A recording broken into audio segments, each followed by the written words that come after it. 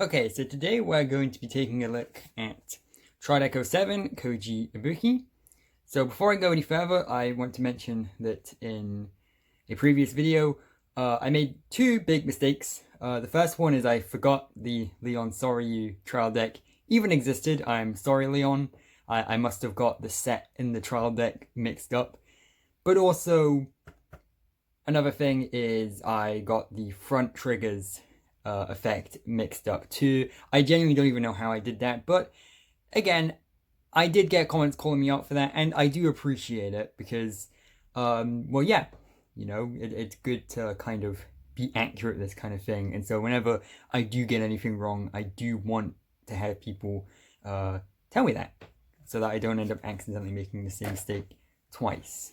So we're gonna get into Kouji Ibuki's Deleter deck, which is from Link Jokers, and immediately I want to say Link Joker is one of the most supported clans in the entire standard format, because we've already got 3 sets in a trial deck, and I genuinely can't think of any set of any clans other than maybe the obvious ones like Kagero and Royal Paladins that have had that much support. Because of course, Royal Paladins has had more support, but I mean, it's Royal Paladins. Royal Paladins always has support. But yeah, 3 sets and a trial deck is kind of ridiculous, and those sets are, let's see, they are Vilest Deleter, which gives you 18 new Deleter Link Joker cards. There is Light of Salvation, Logic of Destruction, which gives you 16 new Link Joker cards, and Heroic Evolution, which gives you 22. And there's already multiple different decks. I mean, again, if you've been watching the anime, you'll be aware of the Deleter one and the Neon Messiah one. So there's already a lot you can do with this, and yeah, sure, it's not topping the meta charts or anything. That'll be Bermuda Triangle, and as of this new ban list onwards, I guess Kagero, because I don't really see Bermuda doing all that great now that it has been so heavily hampered. But yeah, this is a clan that's been very, very, very consistently getting a lot of support. And so I think because of that, if you're wanting to play around with and experiment with a clan, then this is it. Because, not to go on too long a tangent or whatever, but I've always really liked the Royal Paladins. I've always really liked them as a deck. I liked them specifically, like, aesthetically, I guess, back when Link Joker was airing and they were the gold Royal Paladins, which I guess was a gold Paladin deck, wasn't it? But basically, the point I'm trying to make is that I've always loved the Royal Paladins and the Gold Paladins and everything, like, aesthetically, but when it comes to trading card games, I don't want to just use the clan that everyone else is always using. That's kind of the thing that's drawing me towards Neo Nectar, because I really like what I see from Neo Nectar and everything, and I think it's a clan with a lot of potential to do really well in the game, but not enough players are playing it, and that's kind of the thing that draws me towards it, and it's also one of the many, many, many things that have put me off of Bermuda Triangle. So yeah, that was a short little tangent, and I think in that regard, Link Joker is another one that's good for that too, because again, it's a clan that has like an outstanding amount of support, but at the same time, well, not everyone's using it. Again, the ones everyone's using seem to be Bermuda Triangle, Kagero, and Royal Paladin, which I guess, makes sense. So anyway, here's your starter Vanguard. Sprout Deleter Lucci. He has the same effect as your standard sort of starting Vanguard. When you ride upon him, you draw a card. So yeah, not much to really say about him, really. So this guy Greyon is really neat because, well, yeah, he's an anime character. And that's something that really drew me towards this deck as well. I really liked how they integrated this deck into the anime, in that their way of advertising this deck was to have a character arc in the anime where Kouji was basically actively talking about how much he hated this deck and wanted to get rid of it, and I thought that was really interesting. And I may or may not be doing something with Greyon later on in Vanguard Shift when we get around to that. We'll see. I've got a cool idea for Greyon, and he's a card / character in the anime I think I can do a lot with. So anyway, when he's on the Vanguard, you can counterblast 2 and delete your opponent's Vanguard. And then when he's on the Vanguard, if his attack hits a Vanguard, you can Soul Blast 1 and choose one of your opponent's rare guards and bind it face down. So very similar to the Narukami deck, in that again, this deck heavily focuses on shutting down your opponent's cards, I guess. And I think that's super interesting again for a trial deck to do. And it's also interesting to see the subtle differences between this one and the Narukami one. So the first big difference will be this. And that is Imaginary Gift Force. Now, again, I guess I kind of have to eat my words here. In my previous video, I said that Force is my least favorite. But after seeing the first episode of the Shinemon arc, Force is growing on me, because I really like what they've been doing with Force in the Shinemon arc and with Genesis. So I'm keeping my eye on you. So yes, so that's Greyon. He's really cool. I like him. I like his design and everything. Link Joker is a clan I really like aesthetically, because I mean, just look at this guy. Like, Narukami I like. Narukami is decent looking and everything, but like, I mean, just look at this guy. He looks so cool. And that's Aromatable Dragon. And auto rare guard when placed, you can counterblast 1, choose one of your opponent's rare guards, and bind it face down. Once again, we're all about binding. And another cool thing about this deck is it, similar to Genesis, it kind of encourages you to like stack 4 skiff markers on top of each other, which is really neat. And I like it when those kinds of imaginary gifts get used in different ways. Instead of just relying on one force to kind of get you through a game, you're kind of trying to keep stacking grade 3s onto the field so that you can keep using them, which is neat. I like that. So there's this guy who is one of our grade 2s, Swift Deleter Gaily. Auto rare guard when placed. If you have more rare guards than your opponent, this unit gets 4,000 until the end of turn. And auto Vanguard or rare guard. When its attack hits a Vanguard, you can Soul Blast 1, choose one of your opponent's rare guards, bind it face down. If you could not bind a rare guard, draw a card. So again, you're binding cards. Fairly simple, you know. He's still a pretty cool card. Again, aesthetically, I really like this deck. I always love sort of like sci-fi /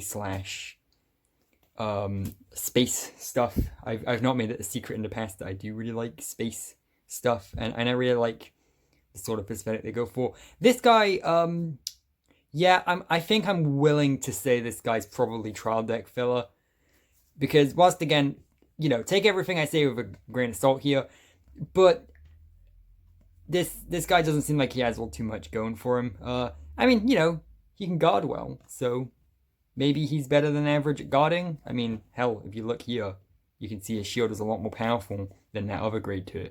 But he doesn't exactly have an effect going for him or anything. And I tend to be more drawn to characters, to cards that have cool effects. So, speaking of effects, there's this guy, Big Gunner of the Cataclysmic Variable Star. Continuous Rare Guard. If your opponent's Vanguard is deleted, or there is a face-down card in your opponent's bind zone, this unit gets 4,000. So the big difference between this and Narukami is that you can delete as well as bind, which is neat. And deleting more heavily focuses on the opponent's Vanguard, so you're not just shutting down rare guards, but you're actually mainly focusing on shutting down the Vanguard, which is neat. And this card is kind of important for that, because he gets more power when you do so. So then there's this guy, Breaking Delete Guitario. Auto Vanguard Rare Guard. When it attacks a Vanguard, if your opponent has 2 or less Rare Guards, this unit gets plus 4,000 to the end of the battle. Like I was saying in the previous video, I do find it super interesting that Naoki and Ibuki are kind of portrayed as rivals when their decks work in such a similar way to each other. Because again, this is the kind of effect that one of the Narukami cards would end up having as well. Again, I still can't get over, like, this is way cooler looking though. at least in my opinion. So there's that. I guess we're separating them by grade. I don't know. Here's your perfect guard. He has, I think, the generic perfect guard effect. Yep, discard a card to perfect guard. Neat.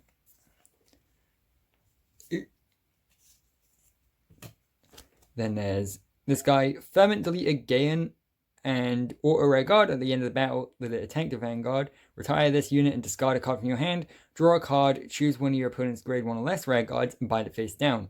Wow, that's a really interesting effect, actually. I quite like the idea of getting rid of your units to kind of get rid of one of your opponent's units. So he's kind of neat. Once again, aesthetically cool looking. Again, that's the cool thing about trading card games that I really like is I feel like depending on what deck you go for, that like says a lot about you.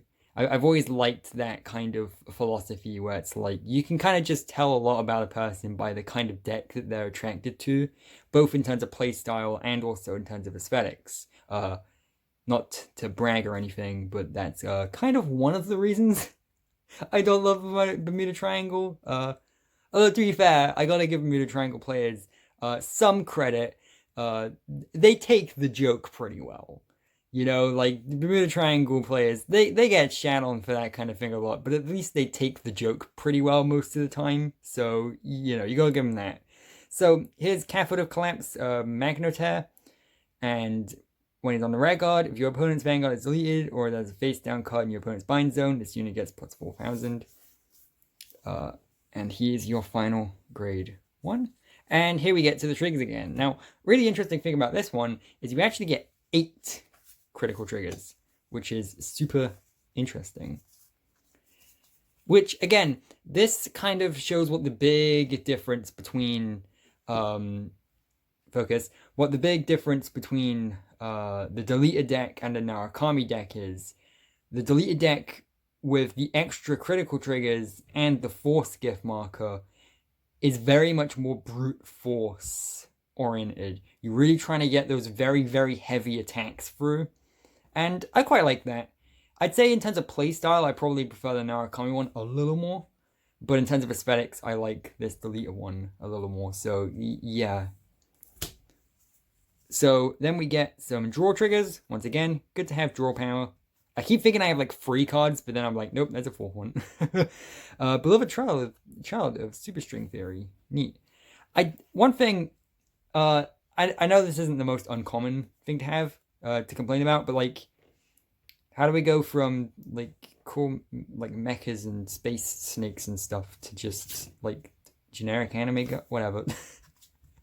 It's a Japanese card game. What can you expect, I guess? You know, when in Rome and all that. And then, yeah, she's your heal trigger. So, yes, that is more or less the Delete trial deck. And it's a pretty cool one. There's a little less to say about it than the Narukami one, I would say, just because I think it's a little bit more straightforward in execution. But aesthetically, it's really cool looking, and it's really fun to play with. And I think the thing that kind of... I'd still say this is probably the better trial deck of the two anyway, even though I just said the opposite. And that's because of the support. The whole point of a trial deck is to get a beginner into the card game. And I think one of the best ways of getting a beginner into a card game is to give them a lot of customization options. Because I, to this day, still think one of the funnest aspects of any given trading card game is building your deck and customizing your deck. Which is why there's like another card game that's recent where it's literally just played with already constructed decks, which I don't really love. But I think that this deck here gives you more options for support in future. You literally need to get like a couple packs or so, and there's already so much you can do with it. And so I really like that idea. And I like the multiple different archetypes and stuff. They still give you a lot of really good cards here, especially, well, yeah, if you wanted to build a deleter deck, you basically get most of the important cards you want already. And so you literally just need to pick up a handful of packs of Violist Deleter, and you'd be able to build something pretty solid, right? I mean, again, nothing that's going to like win tournaments, but something that's going to do pretty well. You know, you're going to be able to hold your own without actually spending, you know, a shit ton of money. Because, of course, budget decks are important too. It's obviously not the cheapest budget deck you could get, but again, for someone who's brand new into the card game, picking up a copy of this and a handful of Vilus Deleter packs, and you're gonna have a fun afternoon sorting through the cards and trying to build your own fun deck. And that's something that should be appreciated, you know? And that's the thing that really won me over to this deck. You know, there's a lot you can do with it in terms of the deck construction angle. And so I would say out of these two trial decks that I currently own, if you're someone who's going to take the trial deck out of the box and just play with that straight up, then I would recommend the Naoki Ishida Narakayo one. But if you're someone who is willing to also drop some money on a few extra packs and want to get into like building and experimenting with some more kind of simplistic builds, I would recommend picking this one up. And I'd also recommend not looking up other people's deck lists, because I think when you're getting into a game like this, building up your own deck using cards you pull yourself from a pack is a very good way of learning how the game works on your own. And don't get me wrong, you know, finding someone else's deck list online and duplicating that can be fun too, and can lead you to better results. But I think that if you, by opening packs and reading effects and stuff of cards, you're kind of problem solving on your own. You're kind of trying to figure out which cards work together and which ones don't on your own. And so I'd say with that, this deck is an incredibly good teaching tool. Now, of course, you know, Royal Paladins in Kagero could also fit for that purpose too, but Royal Paladin and Kagero, because they're higher up in the meta, the values of those cards are a bit more inconsistent, I'd say. And so it can be a bit, I don't know, you know, I'd say, honestly, I'd say start with Link Joker. But, I mean, hey, that's just my opinion, of course. But I'd say for any given newcomer who wants to start kind of playing around with deck building, Link Joker is the one to go for. But that's just what I think. Yeah, so I really like this deck. Because, yeah, it is very similar to the Narakayo one, which is kind of a shame, you know, because, I mean, hell, the most recent episode of the anime with the Genesis deck kind of showed you just how different decks can be, even decks that use the same gift markers and stuff. And I really appreciate that, too. But at the same time, you know, having a fairly simplistic, similar to the others sort of deck can be good for beginners as well, before they start trying some more like gimmick heavy decks, like for example Neo Nectar, which uses tokens and stuff. So yeah, that's my thoughts on the Kouji Ibuki deck. Again, if people are interested in these kinds of videos, I will make more at some point in the future. I am kind of easing myself into the trading card game stuff, so don't expect them all too frequently or consistently. I mean, when should you ever expect anything frequently or consistently from this channel in the first place, right? But yeah, so that's my thoughts on the Kouji Ibuki trial deck, and I'll see you later.